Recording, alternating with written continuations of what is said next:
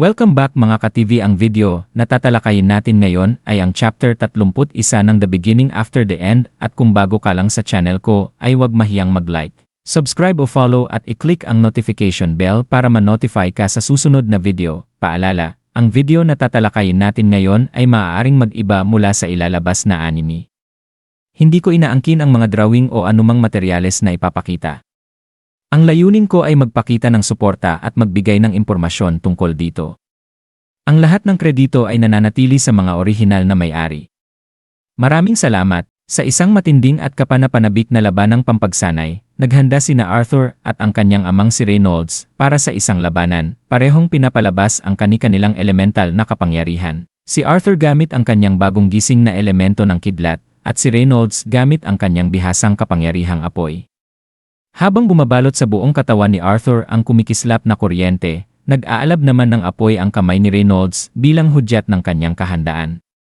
Nabigla si Vincent, isang kaibigang malapit sa pamilya, sa kanyang nasaksihan, isang bihira at napakalakas na kakayahang deviant. Ngunit si Reynolds ay ngumiti, taglay ang halong pagkamangha at pagmamalaki. At tinawag si Arthur na isang deviant bilang papuri. Bago pa man makagalaw si Reynolds, biglang naglaho si Arthur sa paningin at lumitaw sa kanyang likuran sa bilis na tila kidlat. Ngunit agad na naramdaman ni Reynolds ang pag-atake at mabilis na gumanti ng suntok na naiiwasan naman ni Arthur.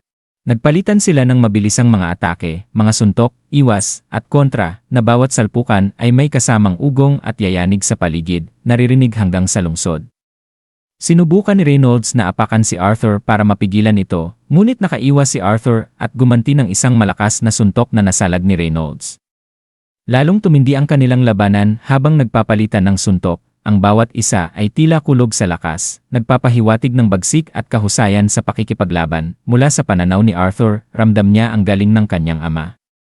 Napansin niyang ginagamit ni Reynolds ang kanyang mahabang abot upang pigilan siyang makalapit. At bawat suntok ay taglay ang bilis at talim na naipon sa mga taon ng karanasan. Habang sumusugod muli si Reynolds ng isa pang suntok, umiwas si Arthur sa pamamagitan ng mabilis na pagyuko at gumanti ng uppercut sa baba ng kanyang ama. Kasabay nito, sinipa ni Reynolds si Arthur. Saglit na tila huminto ang oras habang parehong papalapit ang kanilang mga atake, at ang mga nanonood, sina Alice, ang ina ni Arthur, Vincent at ang kanyang pamilya, ay napahinto sa kaba, nag-aabang kung sino ang unang tatama. Sa huli, si Arthur ang unang tumama gamit ang kanyang uppercut, ngunit agad din niyang pinigil ang lakas nito bago tumama ng tuluyan.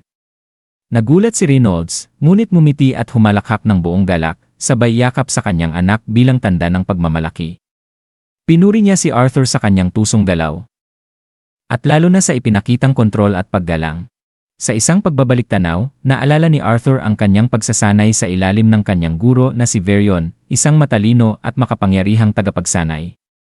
Inalala ni Arthur na sa lahat ng deviant na kakayahan, kidlat ang pinakamatagumpay niyang napaunlad, bagamat marami pa siyang kailangang matutunan. Ang yelo ay hindi pa rin matatag, at hindi pa man lang niya nasisimulan ang tunog at grabidad.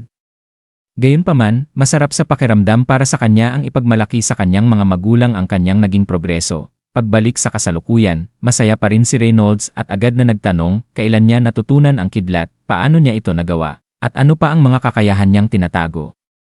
Mapagkumbabang sumagot si Arthur na kamakailan lang niya ito natutunan at hindi pa niya ganap na nakokontrol ang kanyang kapangyarihan. Biglang tumakbo si Ellie, ang nakababatang kapatid ni Arthur, papunta sa kanila at nag-aalala kung ayos lang ba ang kanilang ama. Tinawag siya ni Alice at pinaalalahanang mag-ingat. Samantala, si Vincent, na tila hindi pa rin makarecover sa nasaksihang matinding laban, ay hinawakan ang kanyang buhok at napabulong na kailangan niyang uminom ng tubig. Habang ang kanyang asawa, si Ginang Helstea, ay namangha at nagsabi ng may paghanga na si Arthur ay isang pambihirang bata. Nagtapos ang tagpo sa isang damdamin ng pagkamangha, pagmamalaki, at paghanga sa batang mandirigmang si Arthur, isang malinaw na senyales na ito pa lamang ang simula ng kanyang kahanga-hangang paglalakbay. At dito nagtatapos ang chapter 31 ng The Beginning After the End. Gusto niyo ba ng chapter 32? Mag-comment na sa baba. Shoutout nga pala kina John Eric Kisagan at Alan Lantaka. Maraming salamat sa suporta at patuloy lamang po. Hanggang sa muli, paalam.